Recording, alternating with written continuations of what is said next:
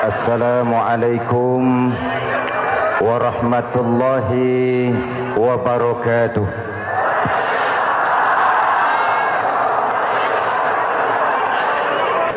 Saudara-saudara hadirin yang saya hormati, yang berbahagia,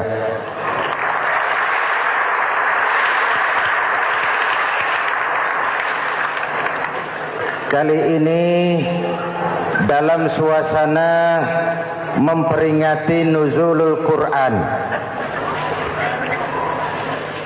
setiap penganut agama mempunyai kitab-kitab yang suci atau dianggap sebagai suci. Semua agama. Orang Nasrani punya kitab Injil, orang Yahudi punya kitab Taurat, orang Hindu punya kitab Weda, orang Buddha punya kitab Tripitaka, pengikut Konghucu punya kitab Tao Te Ching, orang Majusi pengikut Zoroaster punya kitab Zen Avesta, orang kebatinan punya kitab Serat Centani, Hidayat Jati atau Darmo Gandul. Kita umat Islam oleh Allah diberikan Al-Quran yang kita yakini sebagai kitab suci.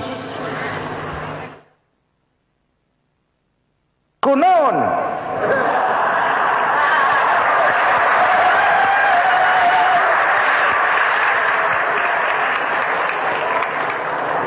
Apa kunaon itu?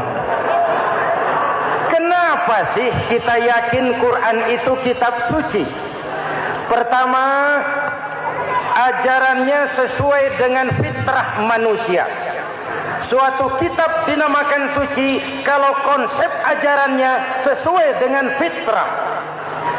Contoh, ini laki-laki ini seneng nggak sama perempuan? Normal. Kalau nggak seneng saya ragu-ragu. Perempuan seneng nggak sama laki-laki?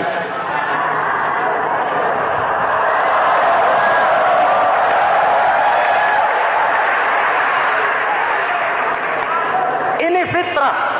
Laki-laki suka perempuan, perempuan suka laki-laki. Quran memahami itu. Hai laki-laki, kau senang dengan perempuan. Hai perempuan, kau suka dengan laki-laki. Oke, lewat sini, lewat pintu yang disebut nikah. Kalau kitab suci melarang nikah, itu bertentangan dengan fitrah manusia. Maka dalam Quran, mulai dari umat sampai ulama dan segala profesi dianjurkan nikah. Kalau kiai tidak boleh nikah, saya pilih mengundurkan diri, Pak.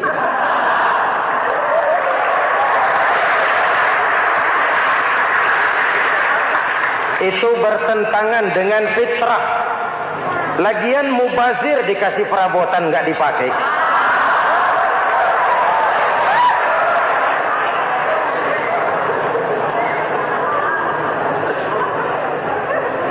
Fitrah. Contoh lagi, manusia perlu makan. Kalau ada kitab suci menyuruh puasa terus dari pagi sampai sore sampai malam sampai pagi lagi, eta teh kitab gelo.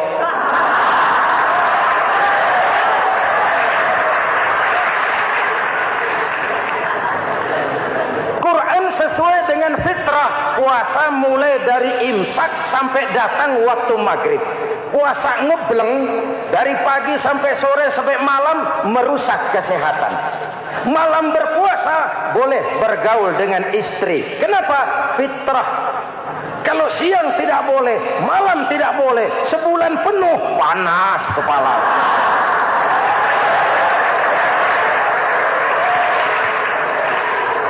Rontok rambut. Hadirin yang saya hormati, itu yang pertama. Yang kedua, kita yakini Quran sebagai kitab suci karena isinya tidak saling bertentangan, konsekuen, konsisten. Kalau ada satu kitab, di satu ayat mengajarkan Tuhan Esa, di lain ayat mengajarkan tiga, liar itu mah. Bagaimana kitab suci isinya paradoks? Bagaimana kitab suci isinya saling bertentangan? Di ayat manapun sekali Quran berkata Allah itu Esa, selamanya Esa. Isinya tidak saling bertentangan. Lalu yang ketiga, kita yakini Quran kitab suci karena dia bersih dari intervensi manusiawi. Sejak turunnya Al-Quran menantang, jikalau kamu ragu terhadap Quran yang kami turunkan kepada hamba kami Muhammad, kamu anggap itu cuma bikinan Muhammad. Kalau Muhammad bisa, kamu tentu bisa. Baik, bikin satu surah semacam Al-Quran. 14 abad yang lalu tantangan ini turun dan sampai malam ini belum terjawabkan. Pak, barangkali tidak ada yang mau coba. Banyak. Antara lain Musailamah Al-Kazzab. Dia mencoba membuat menandingi Al-Quran. Dia buat satu surah namanya surah Al-Fil. Bunyinya begini, bikinan Musailamah. Al-Fil, wa mal-fil, wa ma adraka mal-fil, lahu khurtumun tawil, wa lahu zail. Sudah berbentuk syair. Isinya apa? Al-Fil, gajah. Wa mal-fil, apakah gajah itu? Wa ma adraka mal-fil, tahukah kamu apa itu gajah? Lahu khurtumun tawil, dia punya belalai panjang. Wa lahu zail, dan dia punya ekor. Enggak usah turun ayat begituan, orang tahu.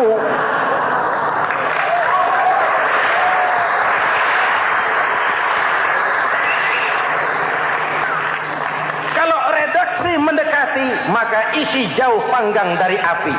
Kitab suci bersih dari campur tangan manusiawi. Maka Al-Quran, ke bahasa apapun dia diterjemahkan, naskah aslinya tetap ikut. Dia boleh diterjemahkan ke bahasa Sunda, bahasa Jawa, bahasa Padang, bahasa Inggris, bahasa Jerman, bahasa Belanda, naskah aslinya tetap ada.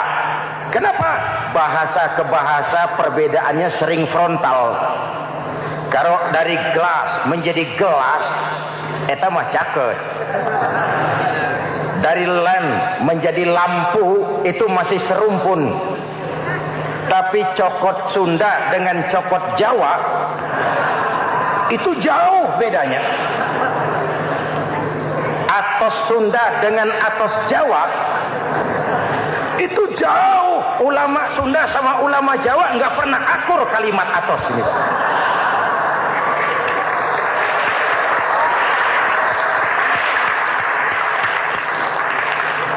Inilah kebenaran janji Allah, inna nahnu nazzalna dzikra wa inna lahu lahafizun. Kami yang turunkan Al-Quran, kami yang akan menjaganya. Ribuan orang hafal Al-Quran. Lalu apa pesan-pesan misi utama Al-Quran? Pertama, menegakkan tauhid. Ini yang lebih dahulu. Membentuk kualitas sumber daya manusia dengan menanamkan nilai-nilai keimanan, membebaskan dari ketergantungan kepada benda. Ya ayyuhan nasu ubudu rabbakumul ladzi khalaqakum. Hai manusia, Tuhanmu yang perlu kau sembah hanyalah Tuhan yang telah menciptakan kamu. Jangan menyembah Tuhan yang tidak pernah menciptakan kamu. Mengapa kau menyembah harta padahal dirimu lebih berharga dari harta? Kenapa kau menyembah pangkat dan jabatan padahal dirimu lebih berharga dari pangkat dan jabatan?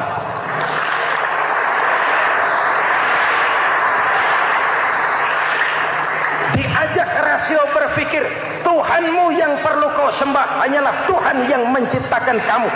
Dan Tuhan yang menciptakan kamu itu Tuhan yang lam yalid wa lam yulad, yang laisa kamislihi syai'un, dan itulah Allah Subhanahu wa taala.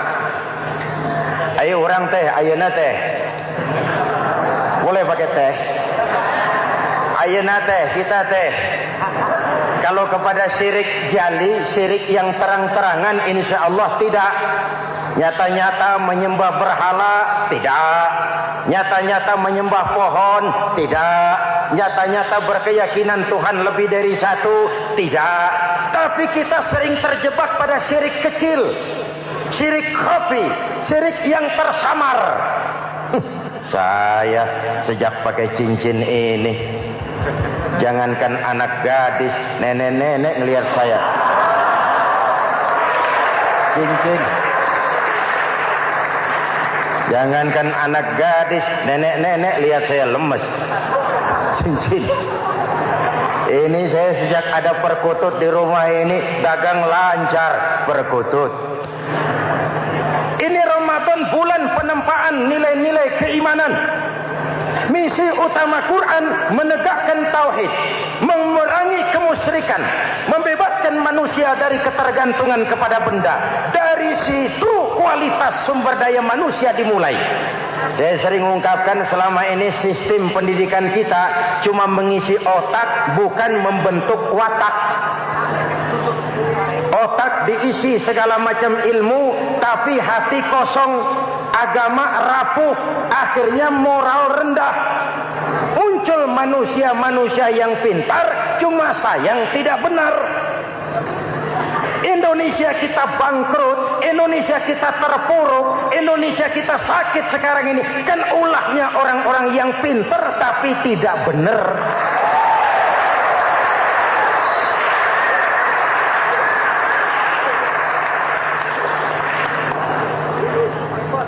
Saya bicara kayak begini, ini bukan pidato politik, ini nurani politik naon kadut.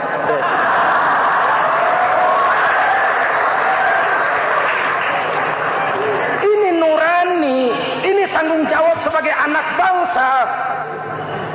Ibu bapak, saudara-saudara hadirin yang saya hormati, Rasul kalau masuk sepertiga yang akhir, sing-singkan lengan baju, hamparkan sajadah, lebih banyak di masjid daripada di rumah. Itu Rasul. Maka sepertiga yang akhir masjid makin ramai. Lihat Masjidil Haram. Lain dengan kita. Sepertiga yang akhir masjid mulai mengalami kemajuan. Safnya makin maju.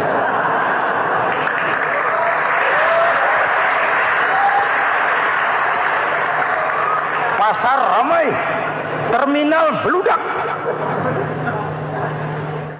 Padahal sepertiga yang akhir itu puncak.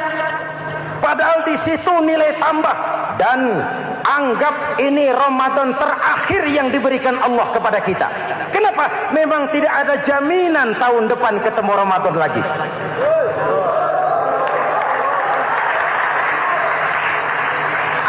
Ini Ramadan terakhir yang diberikan Allah kepada kita. Tidak ada jaminan tahun depan Ramadan akan ketemu lagi. Tidak ada jaminan. Manfaatkan peluang ini untuk melakukan pemutihan. Semua kita melakukan introspeksi. Tidak tahu kita Ramadan tahun depan nanti masih ketemu apa tidak. Sebagaimana kita tidak tahu kita masih hidup atau tidak. Hadirin yang saya hormati, misi kedua Al-Quran, persaudaraan, kebersamaan atas dasar keadilan dan kebenaran. Manusia bersuku-suku, ya. Manusia berbangsa-bangsa, memang itu diakui oleh Al-Quran. Inna khalaqnakum min dzakari wa untha wa ja'alnakum syu'uban wa qabaila. Kami ciptakan kamu dari laki-laki dan perempuan. Kami jadikan kamu bersuku-suku dan berbangsa-bangsa. Apa tujuannya? Agar kamu saling mengenal satu dengan yang lain. Persaudaraan, kebersamaan atas dasar keadilan dan kebenaran. Yang terlepas dari ras. Dari manapun orang datang, apapun warna kulitnya, dari suku apapun ia dilahirkan, kalau akidahnya sama, itu kan saudara kita.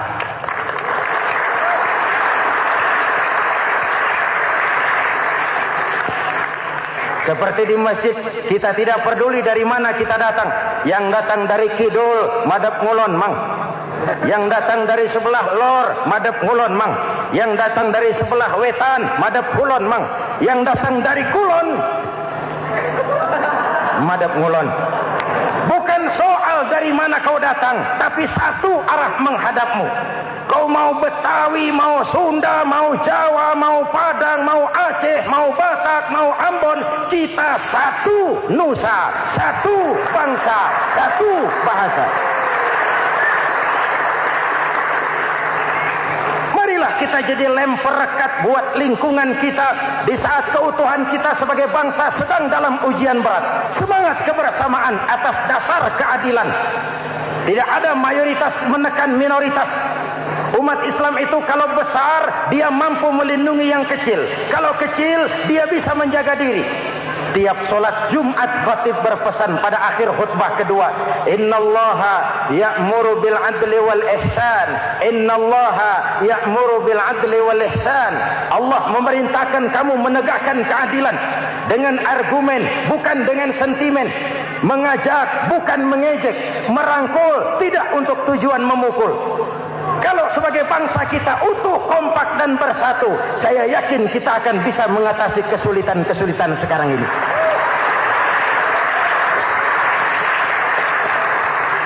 Kan kita prihatin kadang-kadang tawuran antar desa, antar RT, antar RW, antar kecamatan, sampai antar elit di atas.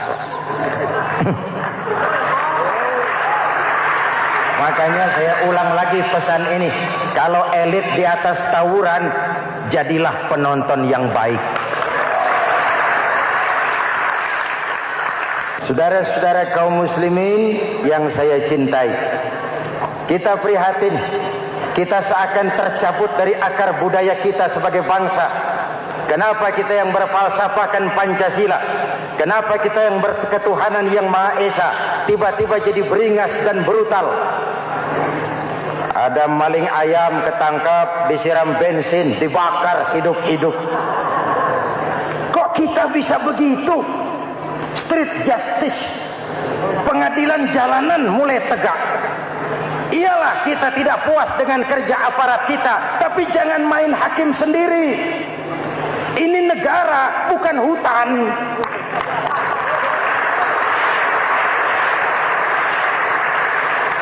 Jangan mencegah kemunkaran dengan menegakkan kemunkaran baru. Oleh hal-hal yang sepele, yang mestinya kita bisa mencari jalan keluar dengan baik. Ayo luruskan saf, rapatkan barisan, satukan langkah, tautkan hati. Kita satu umat yang satu, diikat oleh Al-Quran. Hanya dengan kebersamaan kita akan mampu menata hari esok yang lebih baik atas dasar keadilan dan kebenaran. Dulu Muhammad Toha teriak takbir ngadepi Belanda. Bung Tomo teriak takbir ngadepi Belanda. Ayeuna takbir ngadepi batur sadulur salembur. Nanaunan.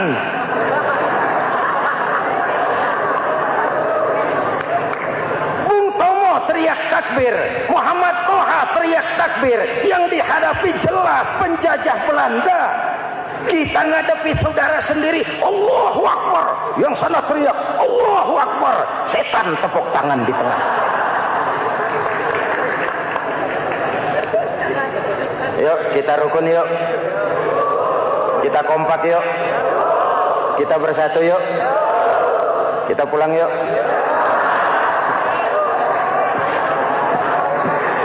Ini misi kedua. Misi yang ketiga, Al-Quran membebaskan manusia dari gaya hidup sekuler. Quran mengingatkan, awas bung, ada hidup sesudah mati, ada akhirat sesudah dunia. Lebih untung orang yang percaya akhirat daripada yang tidak. Paling tidak hidupnya normatif. Contoh, saudara yakin akhirat ada, lalu saudara hidup baik-baik, menjauhi yang munkar, meninggalkan yang haram, saudara sujud, puasa, jihad, lalu saudara mati. Setelah mati ternyata akhirat tidak ada. tidak ada ruginya. Paling kurang kita sudah dicatat sebagai orang baik. Sebaliknya, saudara tidak percaya sama akhirat, lalu hidup seenaknya, judi, mabuk, zina, nipu orang, korupsi, tenggelam dalam kemunkaran, lalu mati. Setelah mati ternyata akhirat ada. Kemana anjen?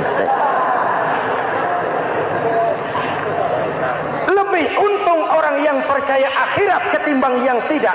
Hidupnya ada rem.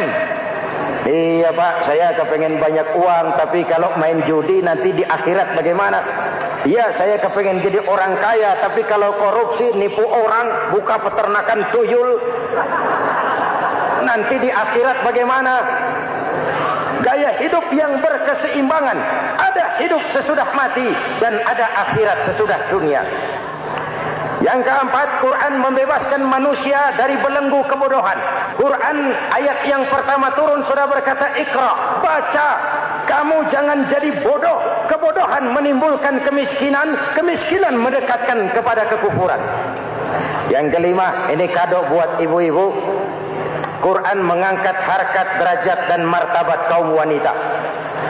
Sebelum Quran turun, sebelum Islam datang, nasib wanita sangat menyedihkan. Dilahirkan hanya untuk melahirkan. Kalaupun berperan, peranannya tidak lebih segitiga. Dapur, sumur, kasur. Kasur, sumur, dapur. Dapur, sumur, kasur. Wanita dilecehkan, sekadar alat pemuas nafsu. Datang Islam, Rasul terenyuh, An-nisa imadul bilad. Wanita adalah tiangnya negara. Jikalau baik wanita, baik negara. Jikalau rusak wanita, hancur negara. Karena wanita, negara jaya. Betul? Karena wanita, negara hancur. Betul? Maka wanita adalah bidadari yang kadang-kadang setan. Kadang-kadang.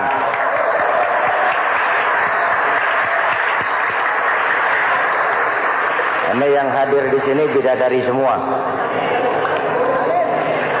Ibu bapak, saudara-saudara hadirin yang saya hormati. Lalu bagaimana sikap kita terhadap Al-Quran? Quran sendiri menjelaskan, "Tsumma awrasnal kitaba allazina istafaina min ibadina." Kemudian kami wariskan kitab Al-Quran yang kami pilih buat hamba-hamba kami yang terpilih. Luar biasa. Umatnya umat pilihan, Rasulnya Rasul pilihan, kitabnya pun kitab pilihan. Kami wariskan Al-Quran kepada hamba-hamba kami yang kami pilih. Bagaimana sikap mereka setelah menerima Al-Quran? Terbagi tiga. Pertama, faminhum zalimun linafsihi. Di antara mereka ada yang setelah menerima Al-Quran lalu zalim kepada dirinya sendiri. Diterimanya Al-Quran dengan lidahnya, tapi ditolak dengan perbuatannya. Mulutnya menjunjung Al-Quran, perbuatannya menginjak Al-Quran. Quran bilang ke barat, dia pergi ke timur. Quran bilang ke selatan, dia berangkat ke utara. Quran bilang haram, dia terjang. Quran bilang halal, dia tidak mau. Orang seperti itu tidak zalim kepada Allah, tapi zalim kepada dirinya sendiri. Mudah-mudahan kita yang termasuk golongan ini. Amin. Yang kedua, wa minhum muqtasid. Di antara mereka ada yang menerima Quran 50-50. Separuh-separuh. Yang enak dilaksanakan, yang berat ditinggal. Padahal pada sisi lain Quran mengajarkan masuklah ke dalam Islam secara total. Kafah, jangan separuh-separuh. Ini watak munafik. Kalau dilihat Islam menguntungkan, rame-rame teriak Islam. Ketika diminta berjihad, diminta berkorban, diminta zakat, rame-rame mengundurkan diri. Saya bangkrut Pak, saya miskin Pak, saya pailit Pak. Mental itu dalam awal-awal Baqarah dijelaskan. Kullama adha'a lahum masyaw fi wa idza adlama 'alaihim qamu. Kalau terang mereka berangkat, kalau gelap, mereka mandek. Itu ciri orang munafik beragama. Kalau Islam menguntungkan, rame-rame teriak Islam. Ketika diminta berjihad, berkorban, berjuang, rame-rame mengundurkan diri. Muqtasid. Golongan yang ketiga, ini yang ideal. Wa minhum sabiqum bil khairati biiznillah. Di antara mereka ada yang setelah menerima Al-Quran lalu berlomba-lomba mengamalkannya, berlomba-lomba melaksanakannya. Jangan sampai yang baca Quran dengan suara merdu dapat piala, yang mengamalkan Quran dengan konsekuen dapat penjara.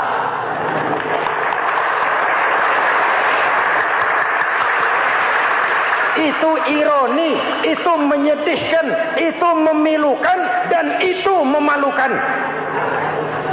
Pilihan terserah kita.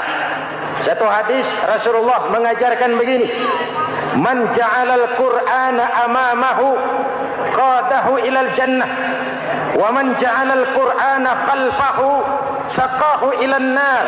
Siapa yang meletakkan Quran di depannya, dijadikannya Quran sebagai imam, Quran akan membimbing dia ke surga, surga dunia, lebih-lebih surga akhirat. Sebaliknya, siapa yang meletakkan Quran di belakang, dibelakanginya ajaran Quran, Quran akan mendorong dia ke neraka, neraka dunia, lebih-lebih neraka akhirat. Quran imam apa makmum? Kita makmum apa imam? Makmum ikut imam apa imam ikut makmum? Makmum ikut imam.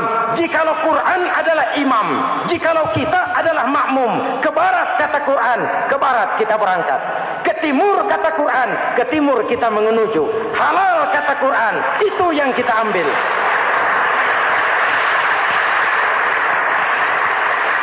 Mari kita jadikan Ramadan sebagai bulan di mana sedikit demi sedikit kita berupaya kembali menjadi generasi yang Qurani. Rasulullah pernah ditanya, kalau Tuhan wafat ya Rasul, kemana kami minta nasihat? Aku tinggalkan kamu dua nasihat. Satu yang diam saja, satu yang bisa bicara. Yang bisa bicara apa ya Rasul? Al-Quran. Minta nasihat Quran. Yang diam saja apa ya Rasul? Maut. Dalam hidup ada dua nasihat.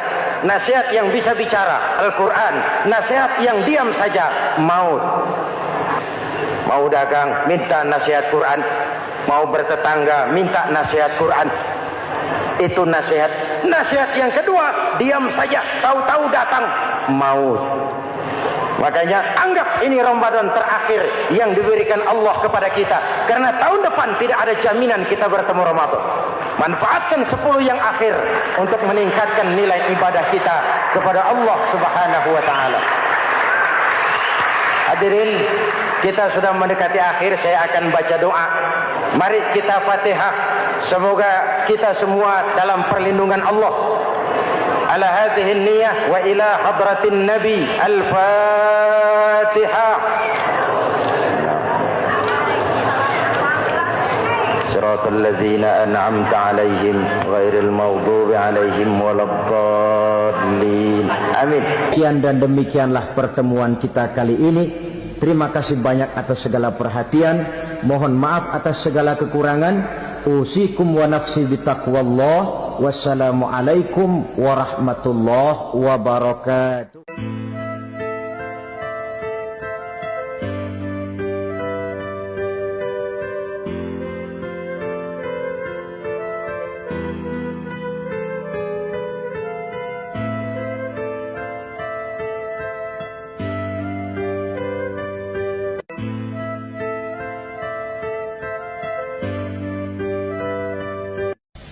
Bapak-bapak, ibu-ibu, saudara-saudara kaum muslimin rahimakumullah. Murai di dahan dan koko ayam di kandang. Dunia ini penuh dengan berbagai macam kesibukan. Sejak dari petani yang turun ke ladang, pedagang yang berangkat ke pasar, pelajar yang menuju sekolah, sampai kepada pegawai yang berangkat ke kantor, seluruhnya tidak lain untuk mencari sesuatu yang bernama bahagia. Setiap orang menginginkan kebahagiaan, dan tidak seorang pun menginginkan kesengsaraan dalam kehidupan ini. Namun nyatanya tidak setiap orang yang ingin bahagia mengetahui jalan yang harus ditempuhnya untuk sampai kepada kebahagiaan itu. Maka pada kesempatan pertemuan kali ini saya ingin menyampaikan sebuah hadis dari junjungan kita baginda Nabi besar Muhammad sallallahu alaihi wasallam yang termuat dalam kitab Mukhtarul Ahadits An-Nabawiyah, di mana beliau bersabda, arba'un min sa'adatil mar'i. Ada 4 perkara yang merupakan tanda dari orang bahagia. Saya mau tanya, di antara saudara-saudara yang hadir di sini, apa ada yang kepengen jadi orang sengsara? Seluruhnya tentu ingin mendapatkan kebahagiaan. Maka menurut resep dari Nabi kita, tanda orang bahagia itu 4. Jadi kalau saudara ingin bahagia harus mempunyai 4 perkara ini. Yang pertama, orang bahagia itu kata Nabi, darun wasi'un. Punya rumah biar bagus asal gede. Enak ngaturnya daripada sudah punya rumah kecil adanya di pinggir kali, gubuk, kalau hujan bocor miring lagi, kiamat. Loh, kalau gitu Islam materialis dong.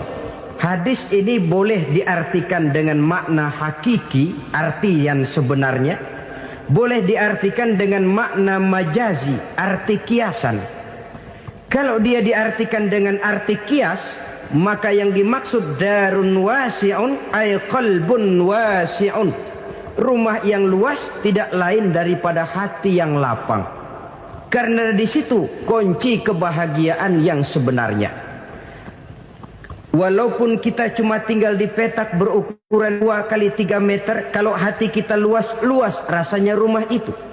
Tapi biar rumah kita halamannya saja puluhan ribu hektar, ada kolam renangnya, kamar tidurnya tidak lagi terhitung. Kalau hati yang menempati rumah itu sempit, maka akan terasa sempit jugalah rumah itu. Tempat bergantungnya tidak lain adalah hati. Marilah kita mencoba melihat berbagai pandangan orang tentang bahagia ini. Ada orang menyangka bahwa bahagia itu kalau dia mendapatkan harta yang sebanyak-banyaknya. Siapa yang banyak harta, dialah raja. Apa yang dia mau, seluruhnya bisa dibeli. Keamanannya, dia bisa menyewa petugas. Seluruh fasilitas untuk menyenangkan kehidupannya bisa dibeli. Pendeknya, hartalah segala-galanya dalam kehidupan. Sampai ada pepatah mengatakan, innad darahima fil amakini kulliha taksur rijala mahabatan wa jalala. Sesungguhnya harta, dinar, dirham, uang di mana-mana selalu bikin hebat orang yang memilikinya. Coba lihat, orang yang punya duit sama yang enggak punya duit, jangan gaya hidupnya, gaya jalannya aja lain. Wahia lisanun liman arada fasahatan, wahia silahun liman arada qitala. Uang adalah senjata yang paling ampuh bagi orang yang mau pergi perang, dan lidah yang paling fasih bagi orang yang mau bicara. Kalau bicara dengan lidah macet, cobalah bicara dengan harta, lancar. Sampai ada pepatah demikian, segalanya bisa diatur dengan harta. Maka di kalangan orang yang berpandangan semacam itu, seluruh kegiatan hidupnya hanya terfokus kepada bagaimana mengumpulkan harta yang sebanyak-banyaknya. Tidak peduli halal haram, tidak kenal sore pagi siang dan malam, tidak sempat sujud, jauh dari agama, jauh dari kehidupan yang bersifat ruhaniyah, jauh dari Allah dan sebagainya. Sampai dalam Al-Quran dikelompokkan dalam kelompok yang dinamakan lumazah. Allazi jama'a malahu wa addadah yahsabu anna malahu akhladah. Mereka mengumpul-ngumpulkan harta sebanyak-banyaknya, dan menyangka bahwa harta yang banyak itu dapat mengekalkan hidupnya, mengekalkan kekayaannya, mengekalkan kebahagiaannya. Saudara hadirin yang berbahagia, kalau pandangan hidup ini benar, artinya kalau harta memang merupakan satu-satunya hal yang dapat membuat orang bahagia, tentu di rumah mewah tidak akan pernah ada tangis derita. Tentu di satu tempat di mana fasilitas hidup serba menunjang tidak ada yang namanya penderitaan. Tapi suka dan duka, sedih dan gembira, senyum dan tawa adalah milik setiap orang, baik dia punya harta maupun dia tidak punya harta. Nyatalah bahwa harta semata-mata bukan merupakan jaminan bahwa orang akan bahagia, walaupun tanpa harta orang sulit untuk bahagia. Saya mau cerita, ada orang super kaya, namanya Aristotle Onesimus, raja tanker Yunani. Dia punya kapal tanker saja konon sampai 11 banyaknya. Punya perusahaan penerbangan yang disebut Olympic Airlines. Punya hotel di berbagai kota besar di dunia ini, sejak dari New York, London, Paris, Rome dan sebagainya. Bahkan punya pulau yang dia namakan Pulau Scorpio. Ini kan namanya sudah kaya nggak tanggung-tanggung, punya pulau. Nah, dia punya 2 orang anak, yang satu laki-laki namanya Alexander, yang satu perempuan namanya Maria Onesimus. Seluruh harapannya tertumpah kepada anak lakinya Alexander ini, yang akan meneruskan usahanya, meneruskan kekayaannya, meneruskan dinastinya. Apa yang terjadi? Ternyata anak yang dia harapkan yang bernama Alexander ini mati muda dalam kecelakaan pada waktu dia olahraga. Apa olahraganya? Namanya olahraga anak orang kaya, golongan jet set. Olahraganya olahraga pesawat terbang.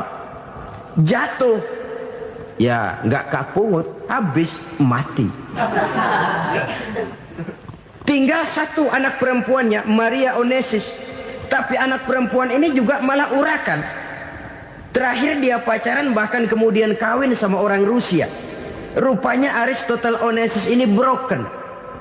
Kekayaannya yang berlimpah ruah, perusahaannya yang begitu banyak, siapa yang akan meneruskan? Siapa yang akan menggantikan? Sampai kemudian dia mengurung diri di Pulau Scorpio dan mati di sana secara mengenaskan. Seorang multi jutawan, seorang yang super kaya, mati menyendiri di pulau sepi. Ibarat kata pepatah, anak ayam mati di lumbung. Bukan kekurangan makanan, keurugan makanan. Begitu kehidupan Aristotle Onesimus. Dan banyak orang-orang yang sudah demikian kaya sampai dibingungkan oleh kekayaannya sendiri. Telusurilah kehidupan David Rockefeller misalnya, Henry Ford misalnya, Adnan Khashoggi misalnya. Multi jutawan yang kadang-kadang dibuat keder oleh kekayaannya sendiri. Pantas ketika Imam Ali ditawarkan orang, "Ya Ali, kalau kepadamu disuruh pilih ilmu atau harta, kau pilih mana?" Ya jelas pilih ilmu dong. Kenapa? Pertama, ilmu kalau kita berikan kepada orang lain tambah. Tapi harta kalau kita berikan kepada orang lain kurang. Saudara punya uang 10.000, dibagi orang 5.000, jelas uang saudara berkurang. Tapi saudara punya ilmu diberikan kepada orang lain bisa, saudara pun makin mantap. Tidak lantas jadi bodoh karena ngajarin orang. Saudara bisa Fatihah lalu mengajarkan orang Fatihah. Orang bisa, saudara pun makin hafal. Tidak lantas setelah diajarin orang ilmunya hilang. Begitu datang dia minta orang, "Tolong ajarin saya Fatihah." Udah habis, nggak ada.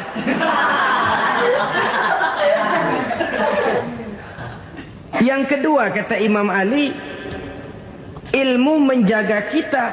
Kalau harta kita yang harus jaga. Makin banyak ilmu makin terpelihara diri seharusnya. Tetapi makin banyak harta, makin bingung kita jaganya. Sampai kadang-kadang kalau perlu seluruh keliling rumah dipasangi alarm. Belum cukup disewakan anjing besar-besar, pasang di depan pintu, awas anjing galak. Masih belum cukup juga, cari centeng tukang-tukang kepruk jaga rumah. Masih terasa belum aman, padahal rumahnya dikelilingi tembok besar. Di balik tembok ada pintu-pintunya tebal. Di balik pintu itu terbuka masuk kamar, kamar pun ada pintunya, pintunya pun kuat. Masuk ke dalam kamar ada lemari, lemarinya pun pintunya kuat, dikunci, kuncinya pun kuat. Tapi terhadap seluruhnya yang timbul cuma sekedar was-was saja. Kesimpulannya sekali lagi, tanpa harta orang memang sulit untuk bahagia. Tapi harta semata-mata tidak merupakan jaminan orang akan bahagia. Dengan hati yang luas, itu modal utama untuk mencapai kebahagiaan hidup. Orang yang hatinya luas, saudara-saudara, punya hati yang lapang, melihat kenyataan hidup ini, dia bersyukur senantiasa kepada Allah. Lantas tidak timbul hasud dan iri hatinya.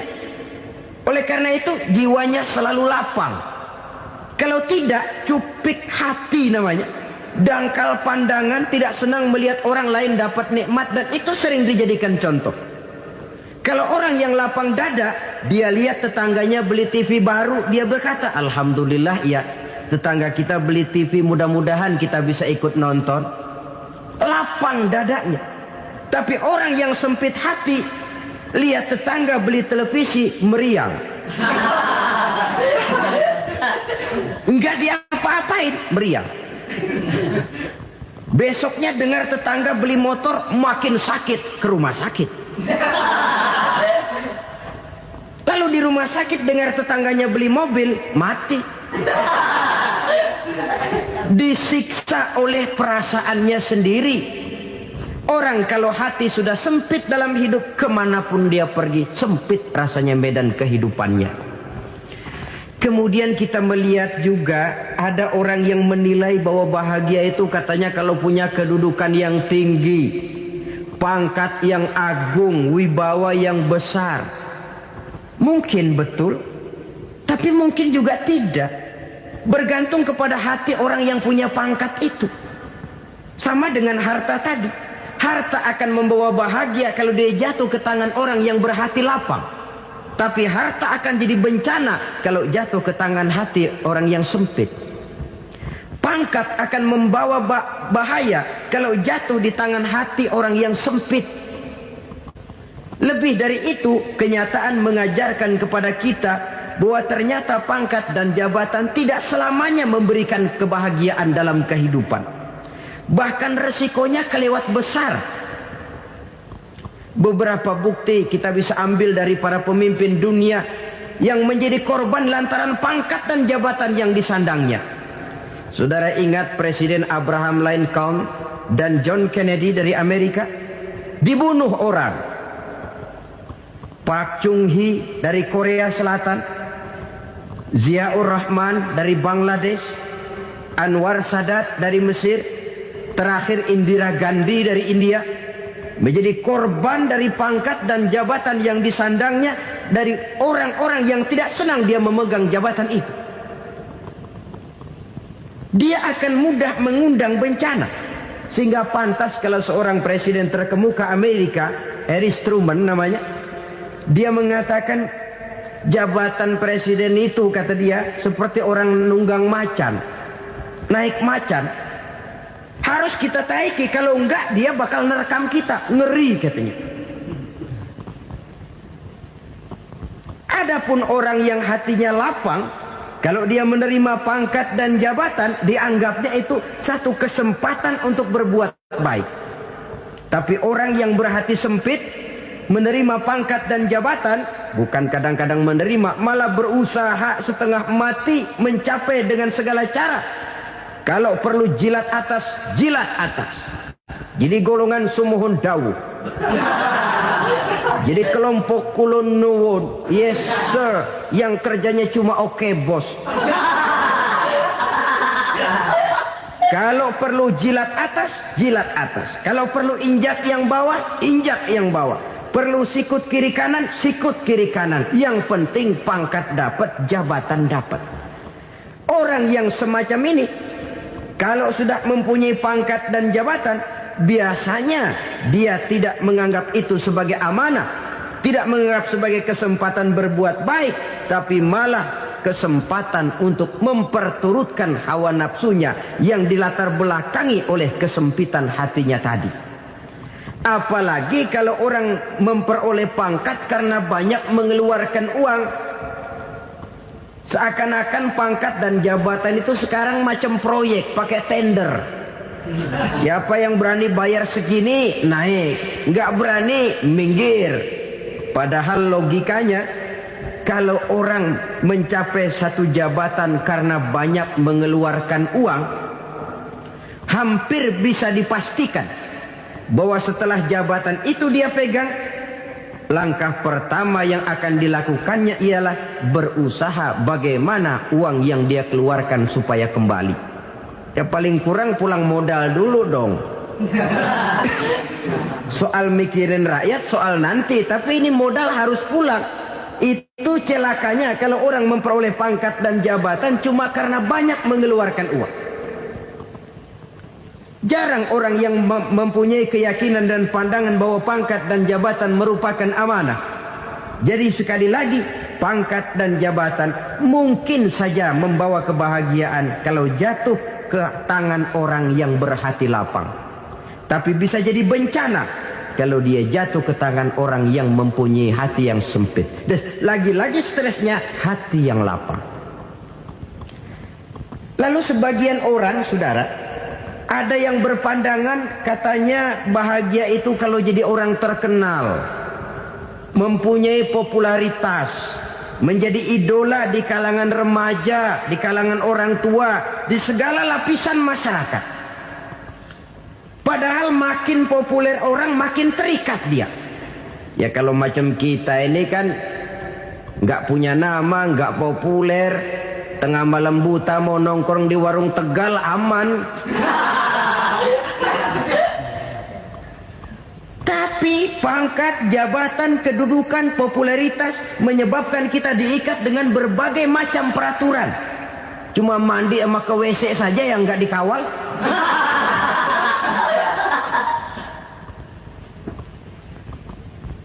Benarkah popularitas, ketenaran membawa kebahagiaan? Mungkin. Ya, tapi mungkin juga tidak. Kenapa? Banyak orang-orang populer yang mengakhiri hidupnya secara tragis. Kita ambil beberapa nama. Di Amerika tahun 60-an ada bintang seksi paling terkenal yang dijuluki seks bom. Bom seks. Sampai sekarang jadi legenda, namanya Marilyn Monroe. Singkatan doublenya itu inisialnya MM, Marilyn Monroe. Terkenal top sampai dia mati tahun 62. Namanya sekarang masih saja dibicarakan orang. Kenapa dia bunuh diri? Tidak punya hartakah dia? Banyak. Kurang populerkah dia? Seluruh dunia mengenalnya. Sejak rakyat kecil sampai pejabat tinggi dia punya hubungan. Kenapa? Jenuh. Dia terlahir dalam keadaan yatim. Setelah itu tidak lama dia berangkat remaja, ibunya meninggal. Pindah dari wanita asuh ke wanita asuh sampai 12 orang ibu angkatnya. Dan kekecewaan yang paling parah, setiap laki-laki yang dekat dengannya hanya seperti kapal berlabuh. Datang dan pergi silih berganti. Padahal dia merindukan seseorang yang bisa melindungi hidupnya. Dia rindukan itu dan dia tidak pernah menemukan. Itu yang akhirnya menyebabkan dia minum pil tidur kelewat dosis, minum obat tidur kebanyakan. Ya tidur terus sampai sekarang.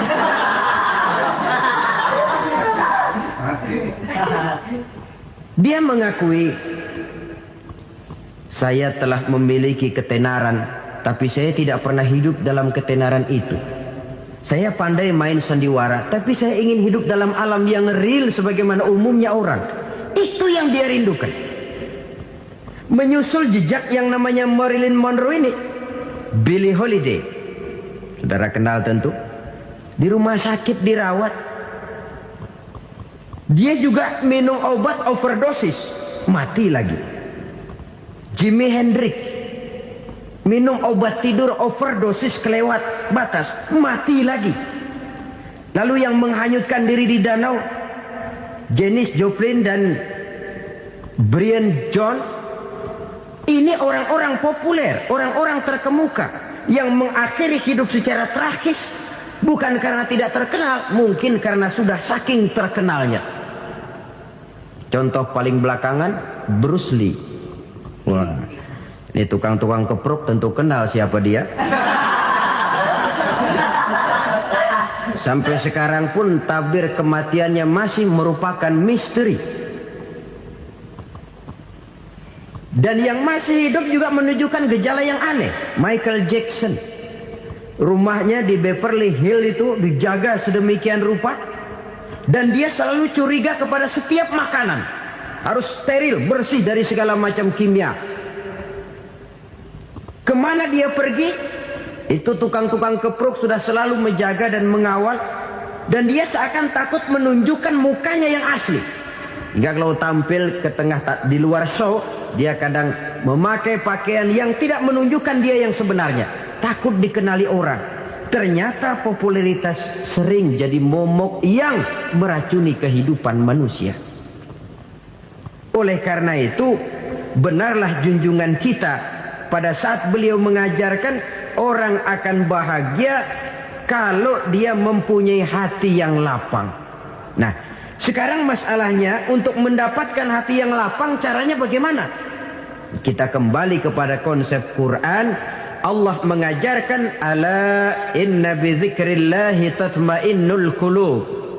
Ketahuilah bahwa dengan banyak mengingat Allah, hati akan tenang, jiwa akan lapang. Dengan kata lain, dekat dengan agama, merasakan kehadiran Allah dekat dalam hidup. Itu muara pertama untuk mencapai hati yang lapang. Ala inna bizikrillahi tatmainnul qulub.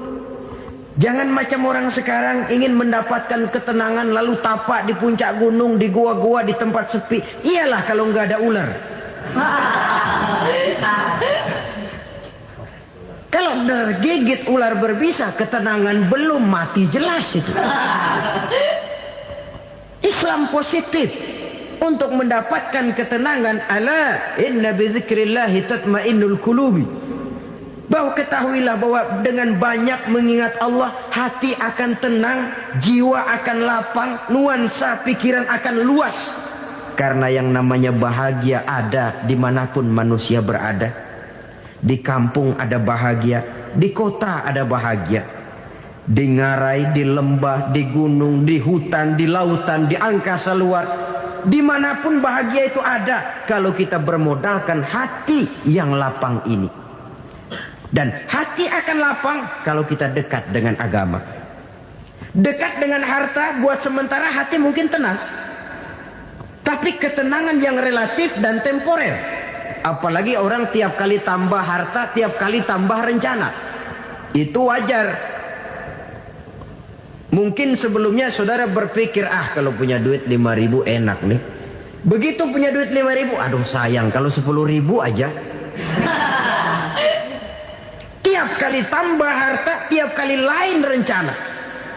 Makin banyak rencana, makin menjauhkan kita dari yang namanya ketenangan. Padahal ketenangan merupakan unsur utama untuk mencapai bahagia. Dan ketenangan itu bermuara dalam hati manusia. Tengoklah kehidupan ini. Orang yang banyak harta dengan orang miskin, berbedakah rasa sakit yang mereka tanggungkan? Rasanya tidak.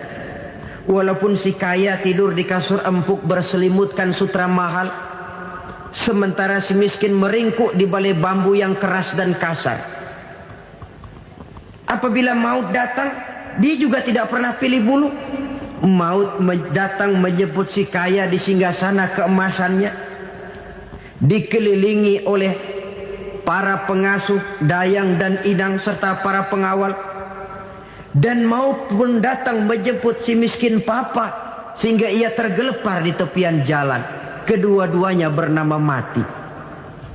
Kalau nyata bahwa sakit yang ditanggung si kaya tidak beda dengan sakit yang ditanggung si miskin, bukan harta semata yang membuat orang bahagia. Hati yang tenang, jiwa yang lapang penuh kedamaian karena banyak berzikir dan mengingat Allah, itu merupakan modal utama untuk mencapai sesuatu yang bernama bahagia.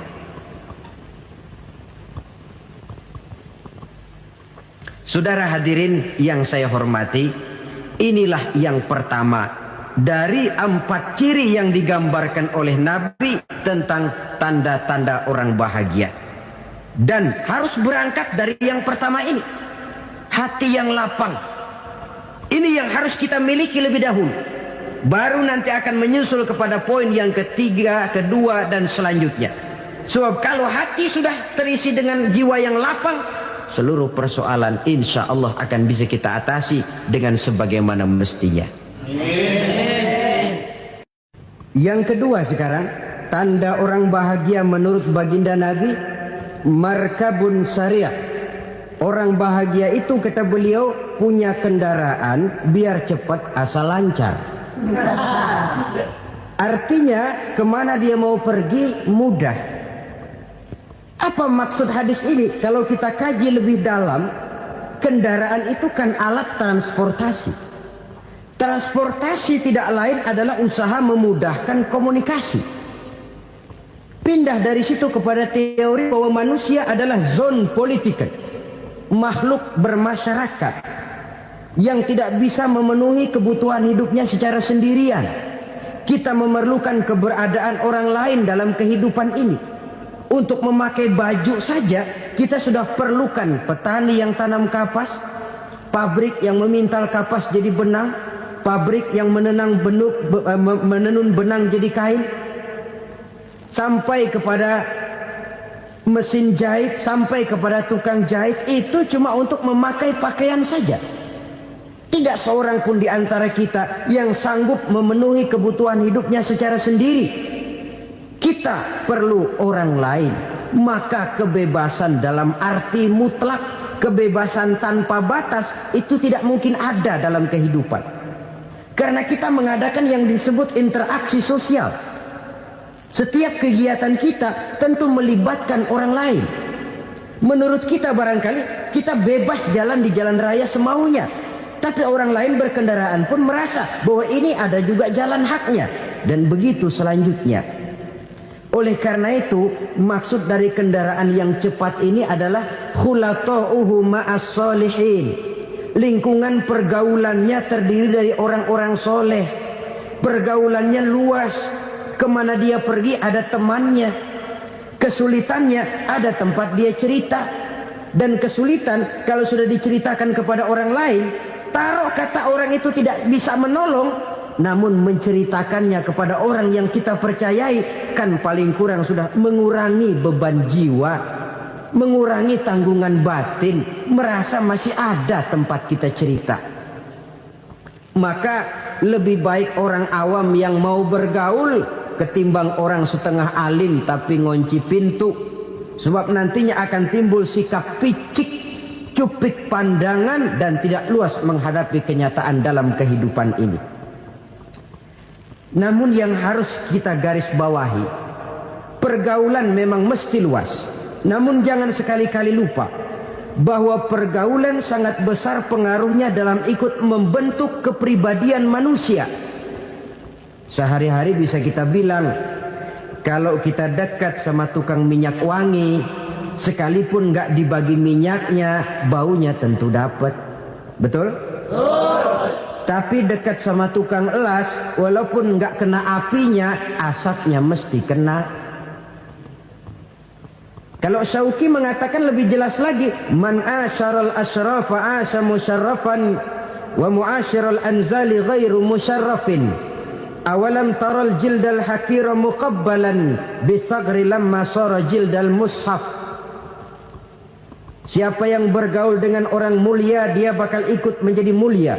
Tapi siapa yang berteman dengan orang hina, dia tidak bakal ikut menjadi mulia.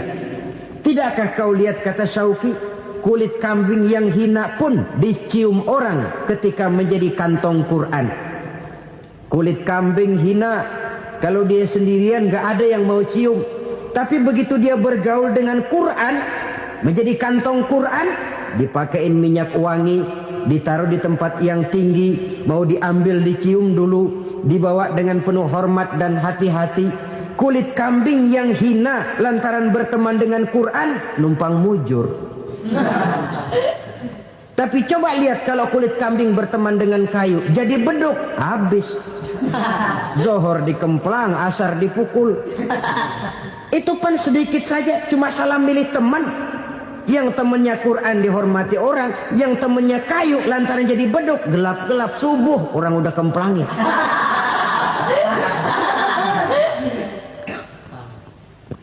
Maka terutama kepada adik-adik remaja yang masih mencari identitas diri, yang ibarat kaset masih kaset kosong, mudah diisi oleh apapun, pandai-pandailah memilih teman dalam bergaul.